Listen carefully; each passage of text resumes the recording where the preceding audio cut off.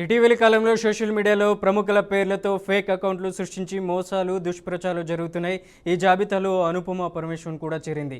ఇటీవల ఇన్స్టాగ్రామ్లో ఆమె పేరుతో ఒక నకిలీ అకౌంట్ సృష్టించి మార్ఫింగ్ ఫోటోలు షేర్ చేస్తూ ఆమె స్నేహితులు, కుటుంబ సభ్యులను ట్యాగ్ చేస్తూ అసభ్యకర కంటెంట్ పోస్ట్ చేయడం కలకలం రేపింది.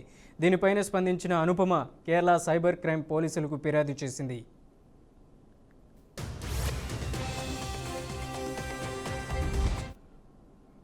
ఇక ఈ విచారణలో ఆ అకౌంట్ వెనుక తమిళనాడుకు చెందిన 20 ఏళ్ల యువతి ఉన్నట్లు బయటపడింది.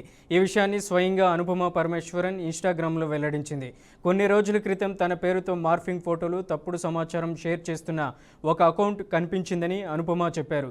అదే వ్యక్తి అనేక ఫేక్ అకౌంట్లు సృష్టించి తన మీద ద్వేషపూరితంగా ప్రచారం చేస్తున్నారన్నారు. సైబర్ పోలీసుల దర్యాప్తులో ఆమె తమిళనాడుకు చెందిన యువతి అని తెలిసిందని పేర్కొన్నారు. ఆమె వయసును దృష్టిలో ఉంచుకొని చట్టపరమైన చర్యలు కొనసాగుతున్నాయన్నారు.